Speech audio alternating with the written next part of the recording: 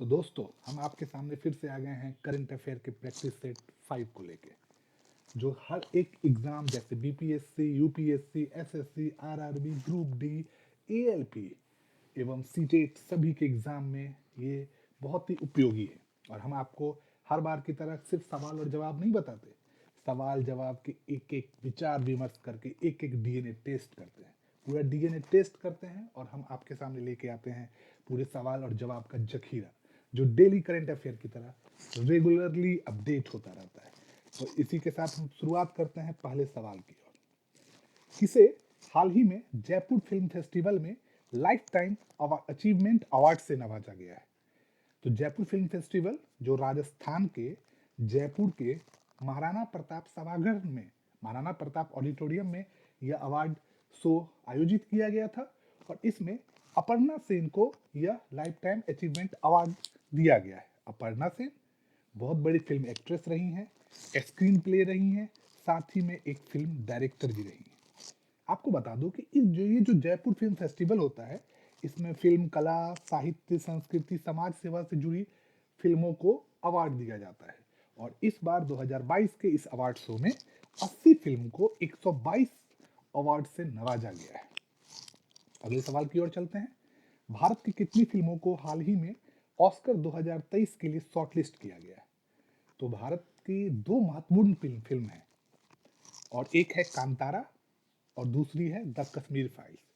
कांतारा जो मूवी है वो एक अंधविश्वास से विश्वास की ओर ले जाने वाली एक पटकथा को लेके बनाई गई है। द कश्मीर फाइल्स 90 के दशक में कश्मीर में पंडितों पे हुए हमले को दर्शाया गया है। दोनों ही फिल्म को ऑस्कर 2023 के लिए शॉर्टलिस्ट किया गया है।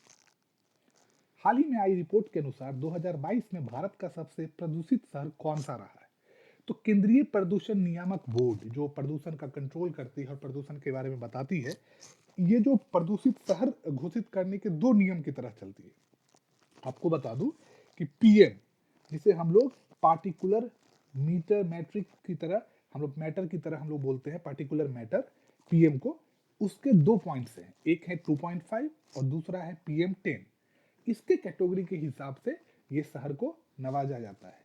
तो इसमें ऑप्शन देख के हम लोग इसको देख सकते हैं। अगर इसमें पीएम दे दिया रहता, तो जैसे कि अगर पीएम 2.5 लेके आए, तो पीएम 2.5 में दिल्ली सबसे प्रदूषित शहर है।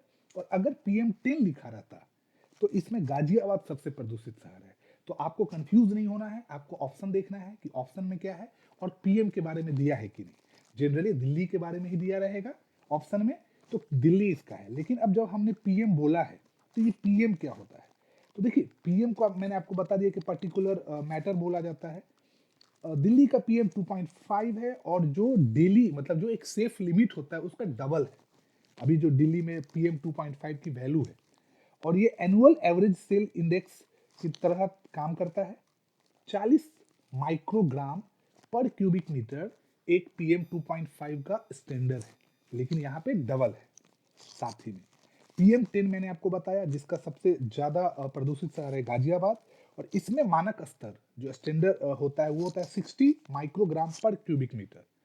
और सेकेंड पीएम 10 में आता है फरीदाबाद, और थर्ड में वहां दिल्ली आता है। और पीएम 2.5 में फर्स्ट में दिल्ली आता है। तो आपको इस दोनों का अंतर समझ के रखना है। अगला सवाल है, खेलो इंडिया सीनियर राष्ट्रीय महिला खो खो लीग कहाँ आयोजित की जा रही है? तो 10 जनवरी से 13 जनवरी के बीच में यह पंजाब के चंडीगढ़ यूनिवर्सिटी में राष्ट्रीय खेल प्राधिकरण, जिसको साई अथॉरिटी बोलते हैं, स्पोर्ट्स अथॉरिटी ऑफ इंडिया, के तहत ये करवाई जा रही है। और इसमें 12 टीम पार्टिसिपेट करेगी। तो यह चंडीगढ़ में आयोजित होगा। अगला सवाल है, हाल ही में जारी हेनले पासपोर्ट इंडेक्स 2023 में कौन शीर्ष पर रहा? पहले ये समझ लीजिए, ये हेनले पासपोर्ट इंडेक्स क्या है। तो लंदन बेस्ड एक global citizenship and residence advisory firm है ये हेनले। तो हेनले एंड पार्टनर्स ने ये पूरे सभी देशों के बहुत सारे स्तर का पता लगाता, एयरपोर्ट अथॉरिटी से पता लगा के यह पासपोर्ट इंडेक्स 2023 को जारी किया गया, और जनरली यही जारी किया जाता है। और इसमें इसका मतलब होता है कि कितने देश में जाने के लिए वीजा की जरूरत नहीं पड़ती है। मान लीजिए कि अगर कोई नंबर 1 पे देश आता है हेले पासपोर्ट इंडेक्स में, तो उसका मतलब है कि उस देश के पासपोर्टधारी को अधिकतर देशों में बिना वीजा की प्रवेश की अनुमति रहेगी। और आपको मैं बता दूं कि टोटल 227 इस कंट्री को इस हेनले पासपोर्ट इंडेक्स में शामिल किया गया था, जिसमें जापान नंबर 1 पे रहा। और जापान में 193, मतलब जापान के किसी पासपोर्टधारी को 193 कंट्री में बिना वीजा लेके घूमने जाने की अनुमति है। सेकेंड नंबर पे सिंगापुर आता है, थर्ड नंबर पे जर्मनी आता है। और अब आपके दिमाग में आ रहा होगा इंडिया कितने स्तर पे नंबर पे आता है, तो इंडिया का नंबर 85 है। तो अब अगला सवाल है, भारत का सबसे तेज भुगतान करने वाला ऐप कौन सा लॉन्च किया गया है? तेज भुगतान करने वाला का मतलब यही है कि ग्लिच कम हो, तुरंत में हो जाता हो। ये तो देखते होंगे कि आप जब कहीं भुगतान करते हो तो जब तक सर्कल घूमता रहता है आपके दिमाग में टेंशन ही रहता है कि कहीं पैसा फंस ना जाए। तो पेरूप, जो पेरूपी है उसको ही सबसे तेज भुगतान करने वाला ऐप है और इसको लॉन्च किया गया है 9 जनवरी को। और इसमें जो टेक्नोलॉजी यूज़ की गई है वेब 3.0 की टेक्नोलॉजी यूज़ की गई है। ये हर तरह के बैंकिंग, इंश्योरेंस, एफएमसीजी जो मार्केट है सब जगह पे ये इस्तेमाल किया जा सकेगा। इसका कोई लिमिट नहीं है कि नहीं ये किसी छोटे से दुकान में नहीं चलेगा या बड़े दुकान में चलेगा। तो पेरूप इसका सही जवाब है। अगला सवाल है, पूर्व जस्टिस रंजन गोगोई ने हाल ही में किस राज्य के मुख्यमंत्री की डायरी का विमोचन किया है? मैं आपको बता दूं कि सिर्फ पूर्व जस्टिस नहीं है रंजन गोगोई, चीफ जस्टिस रहे हैं, जिन्होंने अयोध्या वाले मुख्य जो समस्या थी उसको का जजमेंट दिया था। जो अयोध्या में राम मंदिर बन रहा है उसका जजमेंट दिया था रंजन गोगोई ने। तो उन्होंने असम के मुख्यमंत्री हेमंत बिस्वा शर्मा की डायरी का विमोचन किया है। हेमंत बिस्वा शर्मा असम के मुख्यमंत्री हैं। साथ ही में उनकी डायरी का नाम रखा गया है चीफ मिनिस्टर डायरी नंबर 1। और उसमें उन्होंने अपने 11 महीने के टेन्योर की, 11 महीने के शासनकाल की अवधि के बारे में बताया है कि उन्होंने उनकी डेली लाइफ के बारे में बताया, पॉलिटिकली मोटिवेटेड नहीं है। तो असम इसका सही जवाब होगा। हाल ही में नासा के नए मुख्य प्रौद्योगिकीविद, ये प्रौद्योगिकीविद समझने में आपको अगर दिक्कत होगी तो इसका मतलब समझ लीजिए टेक्नोलॉजिस्ट के रूप में किससे नियुक्त किया गया। और ये भारत के लिए बहुत अच्छी खबर है। इससे पहले भी इस पद पे भारत के ही थे, भारतीय मूल के थे, भारत के ही नहीं थे। और इस पद पर अभी हाल ही में जो नियुक्त हुए हैं वो AC चरानिया जी नियुक्त हुए हैं और वो भी भारत के ही हैं। तो आपको मैं पहले वाले का नाम बता दूं, तो पहले वाले का नाम जो था वो था भव्या लाल, जो मुख्य टेक्नोलॉजिस्ट थे। तो अभी जो बने हैं चरानिया, ये चीफ टेक्नोलॉजिस्ट बनाए गए हैं। साथ ही में ये स्पेस सेक्टर, चरानिया जी के बारे में मैं आपको बता दूं कि स्पेस सेक्टर के दिग्गज कहे जाते हैं। इससे पहले उन्हें नासा में ही रोबोटिक्स के प्रोडक्ट स्ट्रेटजी जो डिपार्टमेंट है उसका वाइस प्रेसिडेंट बनाया गया था। और ये एरोस्पेस कंपनी ब्लू ओरिजिन, जो एरोस्पेस कंपनी है उसके ब्लू मून लैंडर प्रोग्राम के मुख्य लोगों में शामिल थे, जो टेक्नोलॉजिस्ट थे उसमें शामिल थे। बहुत ज़्यादा ये एडवाइज़र भी हैं। ये अब किसके एडवाइज़र हैं, तो नासा के जो चीफ है बिल नेल्सन, ये उसके एडवाइज़र भी हैं। तो AC चरानिया जी भारतीय मूल के हैं। इससे पहले भी जो यहाँ पे थे वो भी भारतीय मूल के ही थे। किस कंपनी MD RS सोढी ने हाल ही में इस्तीफा दिया है? तो मैं आपको बता दूं कि मैं इसका नाम जो बताऊंगा वो अमूल है, लेकिन आप सुनिए, Gujarat cooperative milk marketing federation limited, GCMMF, इसका यह प्रोडक्ट है अमूल। तो जनरली अगर आप कंपनी का नाम पूछेंगे, अगर इसमें बहुत अच्छे से पढ़ाई किया जाएगा तो ये GCMMF के MD थे, जिसका एक सबसे अहम पार्ट है क्योंकि ये प्रोडक्ट के नाम से जाने लगा है। तो अमूल है इसका प्रोडक्ट। और अमूल जो है इस अभी जो नया CEO MD बनाए गए हैं वो पहले CCO थे और जगन मेहता जी को बनाया गया है। RS सोढी जी 1982 से एक सेल्स एग्जीक्यूटिव के रूप में इस कंपनी में जो GCMMF कंपनी में जुड़े थे। और आपको पता है कि इसका टर्नओवर 21-22 में रहा 61,000 करोड़ रुपया का। और दुनिया का 8वां सबसे बड़ा डेयरी ऑर्गेनाइजेशन है अमूल। अमूल नहीं बोल सकते, GCMMF जो अब मैंने आपको बताया, Gujarat cooperative milk marketing federation limited, और भारत का नंबर 1 है। हाल ही में किसने अपने कैरियर का 92वां टूर खिताब जीता है? तो इसका सही जवाब है नोवाक जोकोविच। उन्होंने अभी जस्ट यह खिताब जीता है और वो एडिलेड इंटरनेशनल टाइटल में जीता है। और उन्होंने फाइनल में अमेरिका के सेबेस्टियन कोर्डा को हराया था। और जबकि अब ऑस्ट्रेलियन ओपन शुरू होने वाला है उससे पहले ही इन्होंने खिताब जीत लिया है। तो 92 टूर खिताब नोवाक जोकोविच के पास है। हाल ही में किसने प्रोफेसर के अब्दुल गफ्फार की आत्मकथा का विमोचन किया? तो आपको मैं बता दूं कि प्रोफेसर के अब्दुल गफ्फार बहुत बड़े टेक्नोक्रेट्स और बहुत बड़े शिक्षाविद थे, और उनके पुत्र की, जो उनके पुत्र है डॉक्टर साहब हैं, वो एम एस धोनी के बहुत अच्छे दोस्त हैं। तो एम एस धोनी ने उनकी आत्मकथा का विमोचन किया है, और उस आत्मकथा का नाम है अनजान साक्षी। और इस इवेंट में एम एस धोनी ने एक शब्द भी कहा कि वो खुद कॉलेज नहीं गए, लेकिन कॉलेज में बच्चों के साथ अनुशासन के रूप में कैसे बच्चों को एक करके रखा जाता है, वो सीखने की चीज़ है। तो ये के अब्दुल गफ्फार जी के आत्मकथा के सम्मेलन में एम एस धोनी के द्वारा उनकी आत्मकथा का विमोचन किया गया था। चंद्रशेखर आजाद की स्मृति में हाल ही में उत्तर प्रदेश के किस शहर में संग्रहालय बनाया जाएगा? तो जिस भी आदमी को ये पता होगा कि चंद्रशेखर आजाद की अगर वो जीवनी पढ़े होंगे, तो चंद्रशेखर आजाद जी का जहां जन्म हुआ था 23 जुलाई 1966 में, वो उत्तर प्रदेश के उन्नाव जिले के बदरका गांव में हुआ था। तो वहीं पे वहां के उप मुख्यमंत्री ब्रजेश पाठक ने एक मेले का आयोजन किया गया था, उसमें आए थे, और उन्होंने ही वहां पे यह बताया, 117वीं जयंती थी चंद्रशेखर आजाद जी की। उन्होंने बताया कि हम चंद्रशेखर आजाद की स्मृति में यहाँ पे बदरका, उत्तर प्रदेश के उन्नाव जिले के बदरका गांव में संग्रहालय बनाया जाएगा। आपको बता दूं कि चंद्रशेखर आजाद जी का निधन 27 फरवरी 1931 को प्रयागराज में अंग्रेजों से मुकाबला करते हुए, उन्होंने 3 अंग्रेज को मारने के बाद अंतिम गोली खुद पे मार के वो शहीद हुए थे।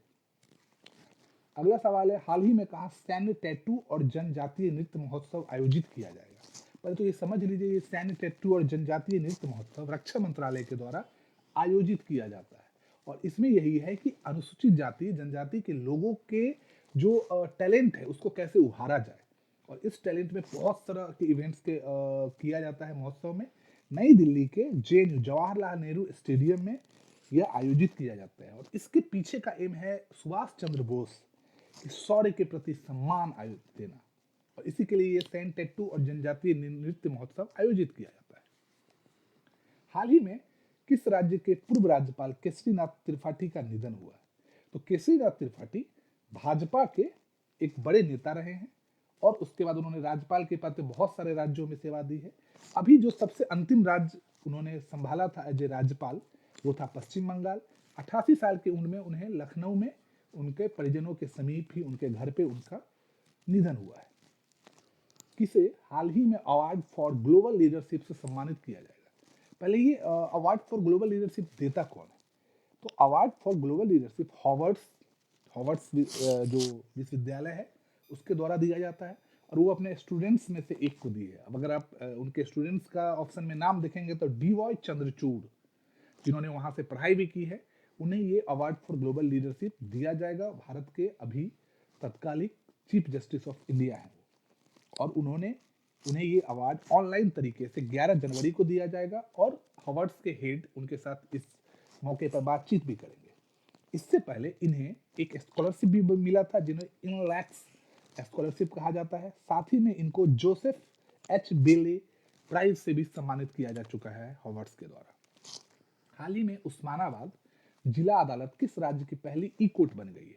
अब सबसे पहले समझिए ई कोर्ट क्या होता है। ई मतलब इंटरनेट से चलने वाला कोर्ट, मतलब कि जिस कोर्ट में हर चीज ऑनलाइन हो गई हो उसको ई कोर्ट कहते हैं।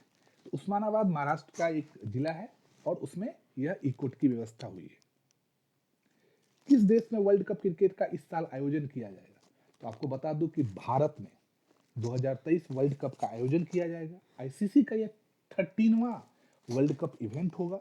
अक्टूबर-नवंबर 2023 में इसका आयोजन किया जाएगा, और भारत को पहली बार इसकी पूरी मेजबानी मिलेगी। अब आप सोचेंगे कि 2011 वर्ल्ड कप भी तो भारत में हुआ था, तो जी नहीं, पूरी तरह से मेजबानी का मतलब है, आपको अगर 2011 वर्ल्ड कप याद होगा तो इसमें बांग्लादेश में भी मैच हुआ था। तो भारत उसमें अकेला मेजबानी नहीं किया था, तो पहली बार भारत अकेला मेजबानी करेगा। तो इस बार के वर्ल्ड कप में भारत अकेला मेजबानी करेगा। बीसीसीआई चयन समिति के अध्यक्ष हाल ही में कौन बने हैं? देखिए, इसका सब सही जवाब है चेतन शर्मा जी। वो इससे पहले भी अध्यक्ष थे, उन्हें हटा दिया गया था, और फिर से उन्हें अध्यक्ष चुन लिया गया है। अब हटाने के पीछे का रीजन क्या था वो समझ में नहीं आ रहा है, कि जब उन्हें ही चुनना था तो फिर हटाया क्यों गया। 800-900 नए आवेदन भी आए थे, तो बीसीसीआई का कुछ समझ में नहीं आ रहा है। तो बीसीसीआई ने चेतन शर्मा जी को उसका अध्यक्ष बनाया। हाल ही में मनप्रीत मोनिका सिंह ने किस देश में पहली महिला सिख न्यायाधीश के रूप में शपथ ली है? तो मनप्रीत मोनिका सिंह ने अमेरिका में पहली महिला न्यायाधीश के रूप में शपथ ली है। अमेरिका के टेक्सास में लॉ नंबर 4 के हैरिस सिविल कोर्ट में एज ए जज इन्होंने ये शपथ ली है। वो अमेरिका में अपने पति और 2 बच्चों के साथ बहुत दिनों से रहती हैं और इनके ये एक सामाजिक रूप से भी काम कर रही थी, अभी वहाँ वकील भी थी। तो भारत के लिए एक अच्छी खबर है कि भारतीय मूल की रही हैं, ऐसे इनके पिताजी ही अमेरिका में जाके बसे हुए हैं। तो अमेरिका इसका सही जवाब। किस भारतीय टेनिस खिलाड़ी ने हाल ही में पेशेवर टेनिस से संन्यास की घोषणा की है? तो भारत की महिला टेनिस खिलाड़ी सानिया मिर्जा ने हाल ही में ये संन्यास की घोषणा की है। अभी जो लास्ट मैच होगा दुबई इंटरनेशनल में चैंपियनशिप में, वहां खेल के वो संन्यास ले लेंगी। इससे पहले उन्होंने 6 बार मेजर चैंपियनशिप जीता है, जिसमें मिक्स्ड 3 बार और डबल्स 3 बार है। तो सानिया मिर्जा जी भारतीय टेनिस लीजेंड जो कहा जाता है, अब वो रहेंगी, अब उन्होंने संन्यास ले लिया है।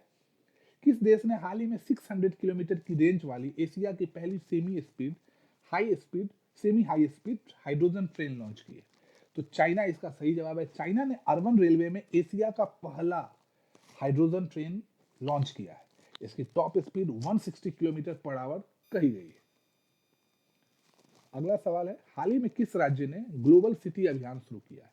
तो G20 समिट और इन्वेस्टर समिट से पहले उत्तर प्रदेश ने अपने 762 नगरीय निकाय में ये ग्लोबल सिटी अभियान 100 दिनों का शुरुआत की है। उत्तर प्रदेश के मुख्यमंत्री योगी आदित्यनाथ अभी लगातार इन्वेस्टर समिट करने के साथ साथ अपने राज्य में निवेश के लिए ये सब कार्य कर रहे हैं। और जब से आपको पता है कि G20 होने वाला है, तो उससे पहले ये सब कार्यक्रम किया जा रहा है।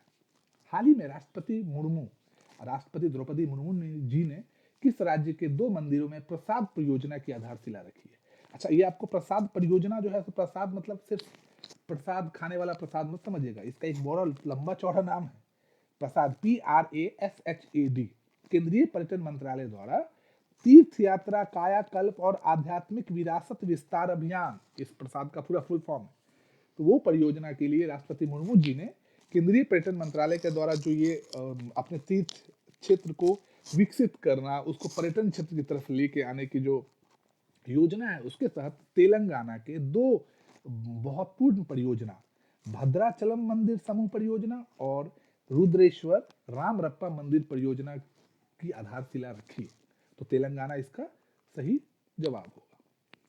उत्तराखंड राज्य में हाल ही में कहां पर कायाकिंग कैनोइंग अकादमी की स्थापना होगी? तो उत्तराखंड के टिहरी में अभी हाल ही में वहां पे एक कार्यक्रम हुआ था। उस कार्यक्रम 28 दिसंबर को वो कार्यक्रम था। टिहरी में आपको पता है कि टिहरी के जो झील है, उसमें राष्ट्रीय चैंपियनशिप हुआ था, टिहरी वाटर स्पोर्ट्स कप। तो वहाँ उस समय के मंत्री आर.के. सिंह, जो केंद्रीय ऊर्जा मंत्री आर.के. सिंह, उन्होंने इसकी घोषणा की कि अब यहाँ पे कायाकिंग कैनोइंग एकेडमी की स्थापना की जाएगी। तो ये टिहरी उत्तराखंड के लिए बहुत ही गर्व की बात है। आज 26वां सवाल भी यही है, 25वां सवाल। हाल ही में आदिवासी मंत्रालय ने फ्यूचर इंजीनियरिंग प्रोग्राम के लिए किसके साथ साझेदारी की है?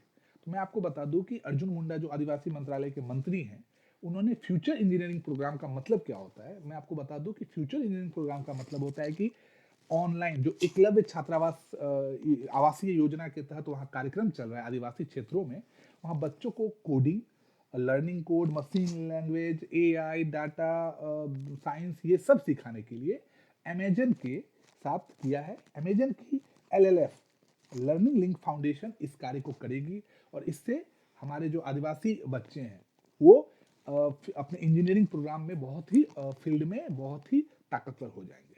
तो इसके साथ ही आज का करंट अफेयर प्रैक्टिस सेट 5 यहीं पे खत्म होता है। आप मेरे चैनल को लाइक एंड सब्सक्राइब कर दो। कोई भी तरह की किसी भी तरह की किसी भी सवाल में आपको लगता है कि कोई डाउट्स है या कहीं पे मैं गलत हो जा रहा हूँ, तो आप मुझे मेल कर सकते हैं। साथ ही में आप मुझे कभी भी कमेंट्स में बता सकते हैं। तो आपका बहुत बहुत धन्यवाद।